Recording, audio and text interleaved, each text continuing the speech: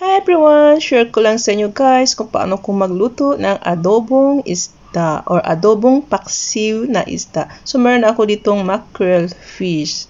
So nilagyan ko siya ng soy sauce, vinegar, and some garlic, onion of course, and ginger, some salt to taste, some green chili, some black pepper seeds, some bay leaves, and some amount of sugar to balance the taste. So, ayan. Luto na ang aking adobong isda.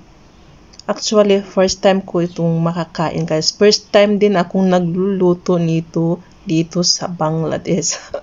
Kasi first time din akong binilhan ng asawa ko na ganitong isda. So, ayan. Tikiman na natin. So, ayan, kainan na. Ready na natin ang ating kanin. So, luto na siya, guys. Ayan, lumabas na yung tinik. So, kailangan natin siyang lutuin na may kunting sauce or sabaw. Kasi nasa sabaw or sauce yung sarap niya, yung lasa niya. Masarap yan ibahog sa kanin. Ibahog, ano ba yun sa Tagalog? So, ayan. Kainan na guys. Thanks for watching.